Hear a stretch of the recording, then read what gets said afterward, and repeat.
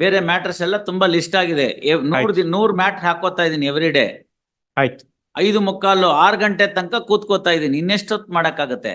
4:45 court close ಆಗುತ್ತೆ. RSA old matters ಇದೆ. I have to reach. No, please understand. 1:15 1:50 1:45 2 ಗಂಟೆ ತನಕ ಕೂತ್ಕೋತೀನಿ. ಲಂಚ್ ಅವರ್ ಅರ್ಧ ಗಂಟೆ ಸ್ಕಿಪ್ ಮಾಡಿ.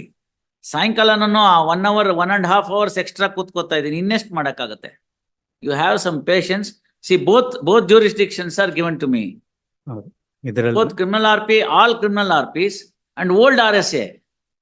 ಇದರಲ್ಲಿ ನಲ್ಲಿಟಿ ಡಿಕ್ಲೇರ್ ಆಗಿರೋದ್ರಿಂದ 2012 ನಾವು ನೋಡ್ಕೊಂಡು ಅದನ್ನೆಲ್ಲ ನೋಡ್ಕೊಂಡು ಮಾಡ್ಬೇಕು. 100-120 ಕೇಸ್ ಹಾಕೋತೀನಿ ಎವ್ರಿ ಡೇ. ಇನ್ನೆಷ್ಟು ಮಾಡಕ್ಕಾಗತ್ತೆ? ಇನ್ನು ಅದಕ್ಕಿಂತ ಜಾಸ್ತಿ ಮಾಡಕ್ ಹೋದ್ರೆ ಅದು ಸುಮ್ನೆ ಅದು ಮಾಕರಿ ಆಫ್ ಜಸ್ಟಿಸ್ ಅಷ್ಟೇ. ನಲ್ಲಿಟಿ ಆಫ್ ಡಿಕ್ಲೇರ್ ಆಗಿರೋದ್ರಿಂದ ನಲ್ಲಿಟಿ ಆದ್ರೂ ಕೂಡ ನೀವು ಆಕೆ ಜೊತೆಗಿದ್ರಲ್ಲ, ಆಮೇಲೆ ನೋಡೋಣ. ಆಯ್ತು, ಹೇಳಿ ಏನು ಅಂತ.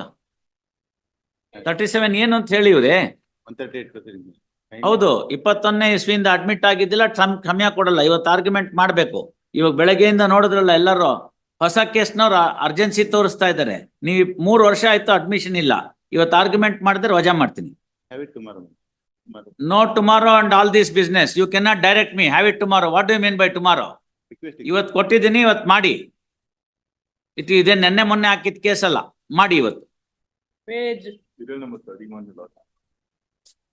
ಅವ್ರಿಗೇನ್ ಹೇಳಿದ್ನೋ ಅದ್ ನಿಮ್ಗೂನು. S, call next case. Page 7, seal number 40 to 48. Page 8, seal number 59. Serial number 40. Arguing counsel is unwell. Fracture ಆಗಿದೆ, ಕಾಲ್ ಫ್ರಾಕ್ಚರ್ ಆಗಿದೆ. VC ಆರ್ಗ್ಯುಮೆಂಟ್ ಮಾಡಕ್ ಹೇಳಿ. VC ಆರ್ಗ್ಯುಮೆಂಟ್ ಮಾಡಕ್ ಹೇಳಿ, ತಗೋತೀನಿ. ಮನೇಲೆ ಕೂತ್ಕೊಂಡು ಅವ್ರ ಕೋರ್ಟು ಹಾಕೊಳ್ಳೋದ್ ಬೇಡ. ಅವ್ರಿಗೇನ್ ಅನುಕೂಲ ಆಗುತ್ತೋ ಹಾಗೆ ಮಾಡ್ಕೊಳ್ಳಿ. VC ಆರ್ಗ್ಯುಮೆಂಟ್ ಮಾಡ್ಲಿ, ತಗೋತೀನಿ. 3 ವರ್ಷ ಆಗೋಗಿದೆ. ಅವ್ರಿಗೆ ಹೆಂಗೆ ಅಕಸ್ಮಾತ್ if is not in a position to properly sit also, no mind. ಅವ್ರು ಹೆಂಗಿದಾರೋ ಹಂಗ ಆರ್ಗ್ಯುಮೆಂಟ್ ಮಾಡ್ಲಿ. I don't even insist for the ropes. T shirt ಹಾಕೊಂಡಿದ್ರೆ ಅಷ್ಟರಲ್ಲೇ ಮಾಡ್ಲಿ, ಏನಿದೆಯೋ ಅದರಲ್ಲೇ ಮಾಡ್ಲಿ, ಆರ್ಗ್ಯುಮೆಂಟ್ ಮಾಡಿ. When was the fracture? 2 months back. 6 weeks is the total time for removal of the plaster. If it is 2 months earlier, he can easily walk. On the contrary, ಏನ್ ಹೇಳ್ತಾರೆ ಗೊತ್ತಾ? ವಾಕ್ ಮಾಡದೆ ಇದ್ರೆ ಅವ್ರ ಕಾಲ್ ಕೆಟ್ಟೋಗುತ್ತೆ ಅಂತಾರೆ. 51 Lordship, serial number 51. Page 51 ಹೇಳಿ. So this is a matter of 138 Lordship, wherein I am the petitioner. The petitioners already 40% deposited. ಅದು argument ಮಾಡಿ ನೋಡೋಣ. 3 ವರ್ಷ ಆಗಿದೆ. Yes, no adjournment. He is under dialysis. That's the reason.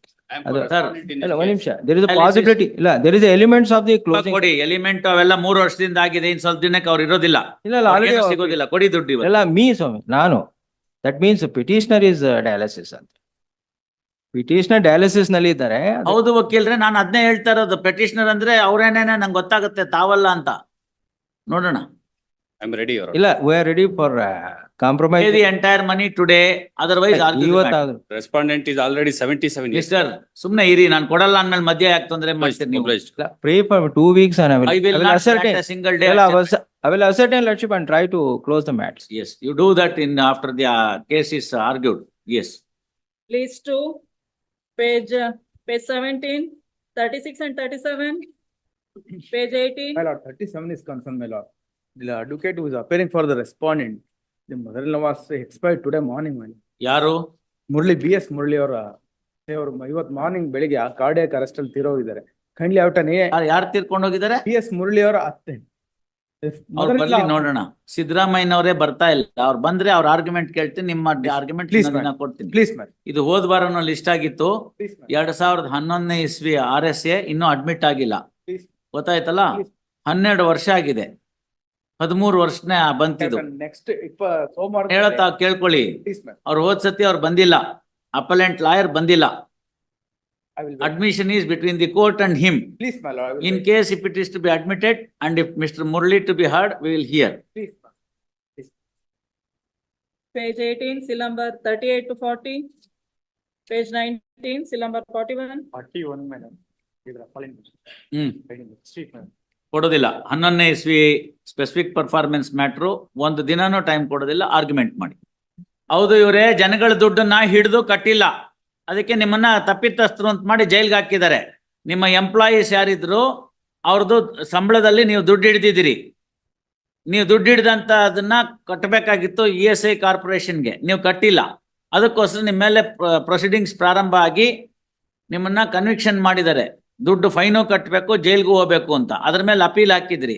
ಆ appeal ಕೂಡ ವಜಾ ಆಗಿದ್ರೆ. 10 ವರ್ಷದ ಹಿಂದಿನ ಮ್ಯಾಟ್ರ್ ಇದು. ಒಂದು ದಿವಸನೂ ನೀವು ಕಂಪ್ಲೇಂಟ್ಸ್ ಮಾಡಿಲ್ಲ. 3 ವರ್ಷ ಬರೇ ಕಂಪ್ಲೇಂಟ್ಸ್ಗಿತ್ತು. Compliance marks sometimes. ಬರ್ಕೊಳ್ಳಿ. The present revision petition came to be filed. ನೀವು 3 ಸತಿ ಅಂತ ಆಗ್ತಿರಲ್ಲ, 5 ಸತಿ ಆಗೋಗಿದೆ, ಇದು 6ನೇ ಸತಿ.